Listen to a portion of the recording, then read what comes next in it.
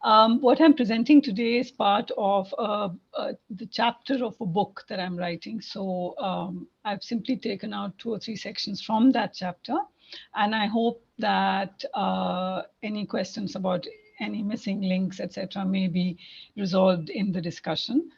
So I'll begin with how I see the question of translation when we think from the global south. And I think an important task that we have is to identify the concepts internal to other knowledge traditions through which intellectual conversations take place. So we need to ask questions about what kinds of debates have taken place, what have been the key issues of debate internally in these regions. But equally importantly, we cannot treat the non-West or the global South as a homogeneous space. We must make visible internal voices of dissent and debate within non-Western knowledge formations. In what terms is criticism conducted? In what terms is dissent expressed?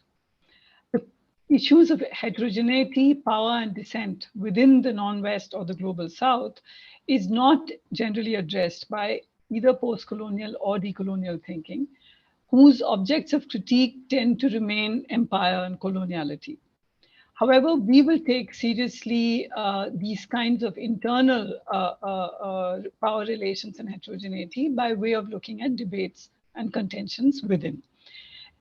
So we are, in other words, saying that in order for translation to happen, we need to listen in on conversations internal to cultures, as well as between the North and the South, between the West and the non-West.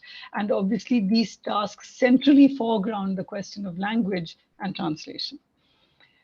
The translation is, in short, critical to the enterprise of thinking from the global South. Here I use an important distinction made by Anup Dhar in the context of psychoanalysis.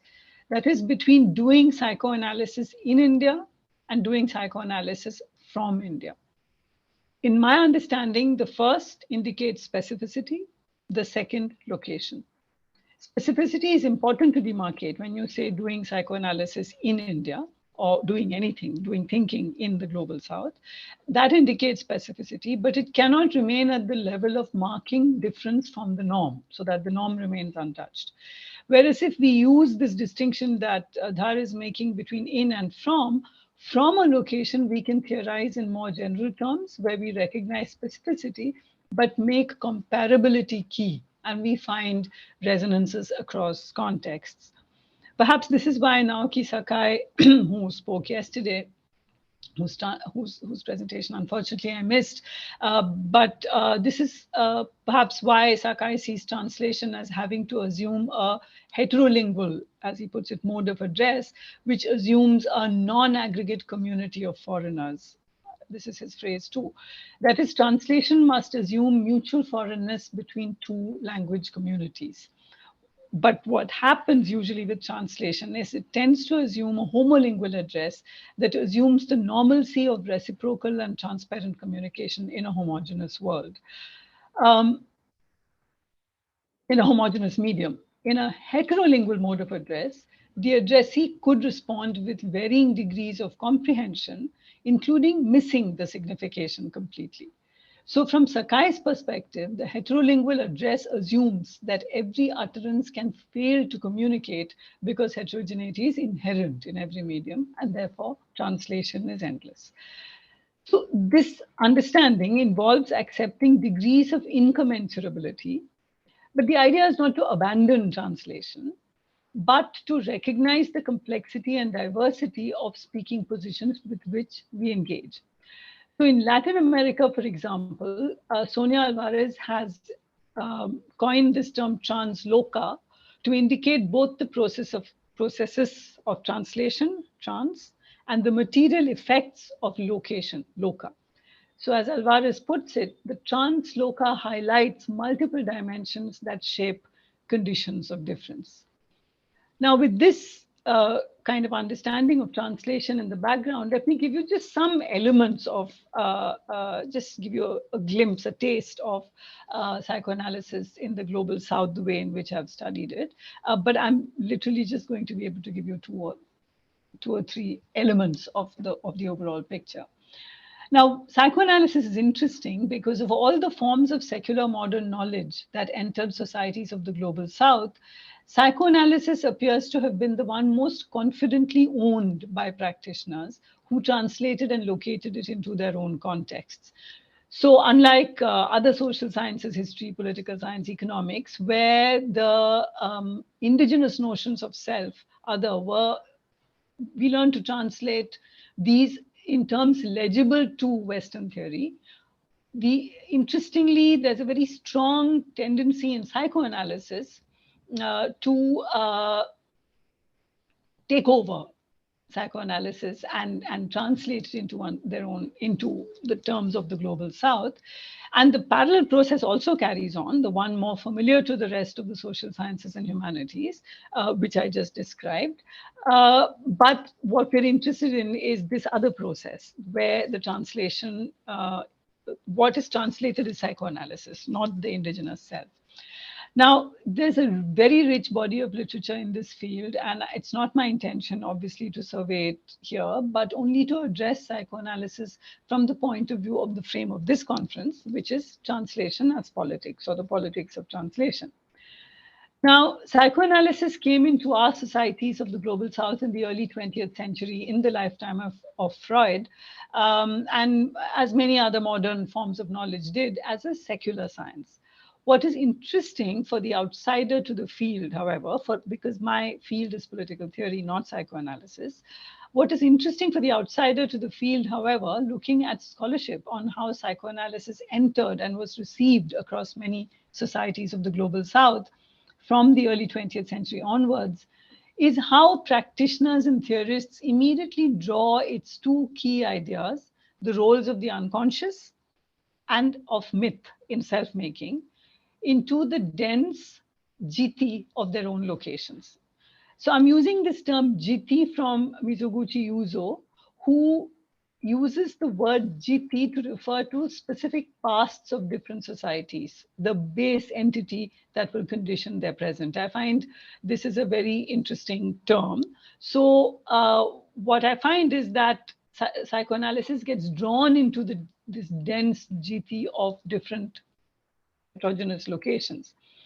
So, this secular modern science of the self, with its claims to universality, in practice is transformed by traversing these landscapes as practicing psychoanalysts and psychotherapists in India, Egypt, Morocco, Japan, China, and other parts of the global south translate, read, and practice psychoanalysis through different languages, traditions, myths, and spiritual practices.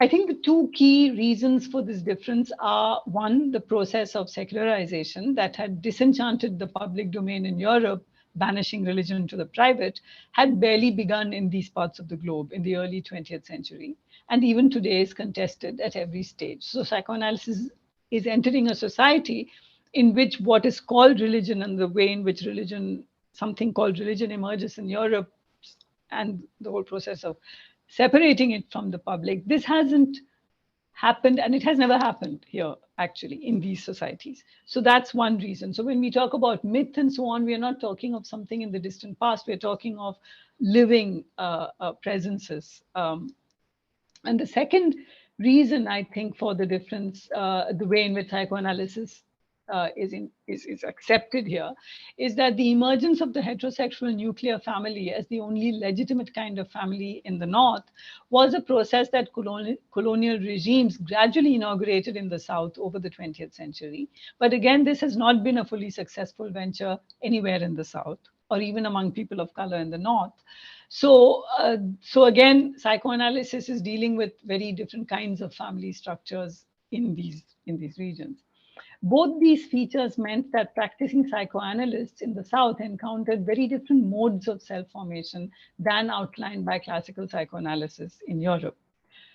In each context, though, it appears psychoanalysis is adopted and adapted by the more dominant hegemonizing tradition. So it's not just that the Western tradition versus some kind of Southern indigenous practice, but even in the South, as I indicated, there are heterogeneous trends, and it's the more dominant hegemonizing tradition that tends to dominate psychoanalysis. So it's not Northern, but it's the more hegemonic tendency of the South, of whichever region it is.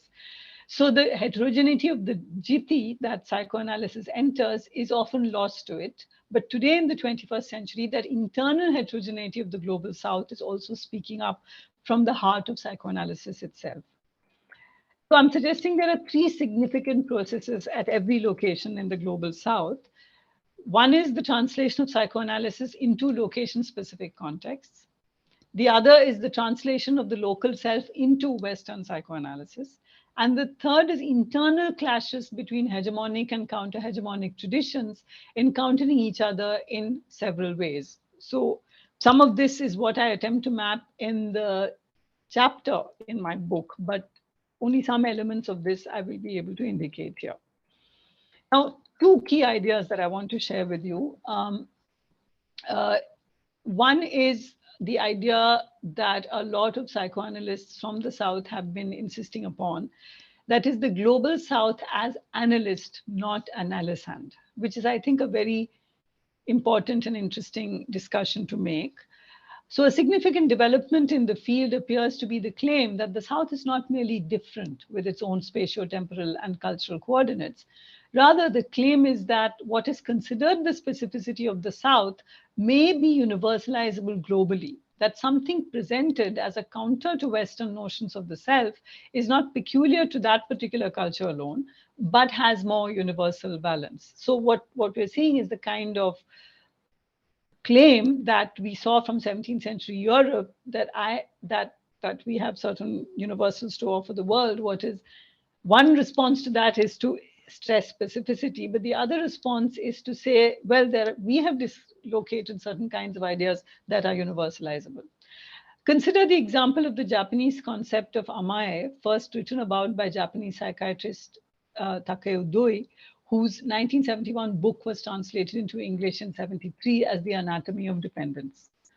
Amae roughly corresponds to dependency need or basking in another's indulgence. In Japan, Doi noted, babies and young children seek a sense of oneness with their mothers through amae behaviors, such as acting helpless in a playful way to encourage holding and cuddling. Amae also colors adult relationships, such as when a man or a woman playfully acts childlike with a romantic partner to invite intimacy. The interesting trend here is that Japanese scholars have been for some time arguing that amae is not to be conflated with attachment or dependence, and that amae episodes are universal rather than unique to Japanese culture. This claimed universality of a particular feature or process from a non-Western location is noteworthy, and we see this in different contexts. From India, Anup Dhar reads Girindra Shekhar Bose's contribution and his correspondence with Freud. Girindra Shekhar Bose started the Psychoanalytic Institute of India. He was a contemporary of Freud. He was in correspondence with Freud. And Anup Dhar reads Bose's contribution as more than an argument for cultural relativism. So he's not arguing that, according to Dhar, Bose is not arguing that Indian and European patients are different in psychic disposition. Rather, as Dhar puts it, and I'm quoting Dhar, in the Indian outline of psychoanalysis, the phallus is not considered the fundamental object or signifier of sexed subjectivity. Here, India is not an analysand who offers different case experiences to phallocentric psychoanalysis. Instead, India is an analyst of the European obsession with the phallus and the Oedipal as the structuring principle of psychic constitution. Dhar argues that it is time to move to understanding how psychoanalysis is done from India, as I said, rather than seeing it as doing Freudian or post-Freudian psychoanalysis in India. Dhar is part of a collective institution project begun in 2009 at Ambedkar University, Delhi, in which psychoanalysis is not about, as they put it, psychological interiority and the confessional attitude of the classicals of Freudian psychoanalysis, but about groups and community. So as Dhar and Siddiqui put it, this is a joint article with Sabah Siddiqui, what if the individual does not come alone to the clinic? What if the individual comes as an entangled mass of communal memory traces? Such a relationship is not just transferential, which is dyadic between the analyst and the analysts, but has to be understood in terms of transversality, a transformational relationship of both self and the social. Hani Oberoi Vahali, a key founder of the initiative at Ambedkar University, Delhi, calls it psychosocial clinical studies, attempting to bridge worlds generally seen as divorced from one another, that is, those focusing on subjective and unconscious processes, and those emphasizing the study of structural politics and mega discourses of power and injustice. The human subject in this understanding is one in which dense connections of psyche, body, soma create complex pathways, and in whom thinking, memory, feelings, and perceptions cohere to create a moment of lively responsiveness. This last phrase is Vahali's. Now, in this intricate terrain, inner forces interact with those of the social, while the psychotherapist becomes, in Vahali's words, a co-sufferer participant or a co-vulnerable expert. Psychoanalysis from the global south then speaks to such experiences located elsewhere than the south too, which do not fit into mainstream Western psychoanalytic conceptual frameworks. So that is one kind of, just one example with, of the way in which psychoanalysis is translated in the south. One example from Japan, one from India. And the second theme I want to share with you is the theme of Oedipus and what happens to Oedipus in the global south. I'm just checking the time. I guess I have, do I have another? We started at 13:37, 57. I have another 5 minutes? 5 minutes is just fine. Yes, yes. So now I'm going to just go into this theme of Oedipus very quickly. We know that Freud famously said about Oedipus, it is the fate of all of us perhaps to direct our first sexual impulse towards our mother and our first hatred and our first murderous wish against our father. This is Freud. One wonders about the applicability of that confident all of us with our assumed parricidal desire. In this part of the world, which includes, I'm talking of Africa, Latin America, Asia, the living myths involving gods who are still worshipped are very different. So, for instance, let me give you one or two instances from India, from the epics, the Mahabharata, where, for example, Yayati's son Puru and Shantanu's son Devavrat, both of whom attained to full masculine subjectivity by sacrificing their youth and sexual desire for their fathers. Puru took on the untimely old age that was cursed upon his father and in turn ascended the throne, though he was the youngest son, and his lineage produced the dynasty of the Pandavas and Kauravas, who are protagonists of the Mahabharata. Devavrat took an oath of lifelong celibacy so that his father's sexual desire for the beautiful Satyavati could be fulfilled, for she would not marry him unless he promised that her son would be king after him. So Devavrat took a vow of lifelong celibacy. He attained the name Bhishma, which means he of the terrible oath, and he went on to become the revered patriarch of the Mahabharata.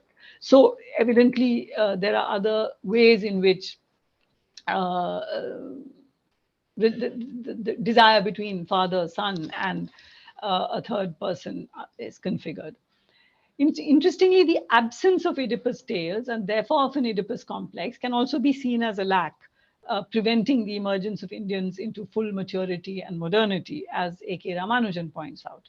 And so he embarks upon the project of finding what he calls Oedipus-like patterns in Indian myth and folklore, keeping Sophocles' Oedipus Rex as the model.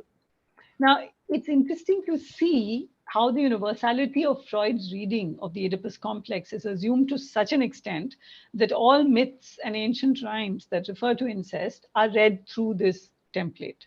So incest, both its possibility and its interdiction, accompany human society from its inception. And I won't go into the multiple kinds of ancient, the Rig Veda has such examples and so on. But there is a way in which Freud draws out in the 19th century his own version of the universal human conflict, which is linked to incest, which is a very old and as old as humanity.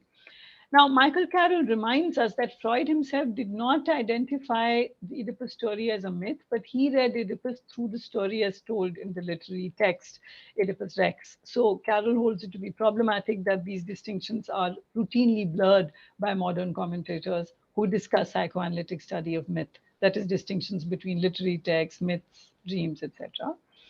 Now, the universality of this primal parricide and guilt is assumed to such an extent that Oedipus is sought and found everywhere. Consider a volume embarking upon a search for Oedipus in global folklore, which found Oedipus everywhere in early to late 20th century. So there are lullabies. I don't have the time to go into them. I could, but a lullaby among Albanian tribes. There are gypsy myths. But what is happening in all of these is that these are all in a volume called Oedipus in folklore. But what we actually find in most of them is that either the father is always is missing, the father is missing from the beginning, or the father and the son have a sexual relationship, or I mean, there are or the son is celebrated and becomes pope after doing penance with his mother, etc. So, in what is happening is the father is already absent or already dead, or the father kills the son. So, parricide is not a theme at all. Similarly, in 8 versions of Oedipus that Ramanujan draws out, he calls them 8 versions of Oedipus, but the protagonist is the woman. The men are pawns in the story of women's fate. So, so what we're actually seeing is that there's a way in which incest itself is not being engaged with. There is a way in which history is resolutely kept out of myth. So we could actually understand the preoccupation of human societies with incest through other frames. For instance, the key theme of the gradual delegitimization of matrilineal societies and replacement by patrilineal. Such a replacement would not have been without violence. Also, the emergence of the incest taboo almost from the moment that incest is confronted as such, the taboo coming into being for many other reasons, wider alliances, avoidance of family conflict. But when read through Freudian Oedipus template, all these complex narratives about incest that suggest historical changes and shifts are understood simply as reversals or as different versions of the original Sophocles telling, although many, being oral tellings, may in fact be older.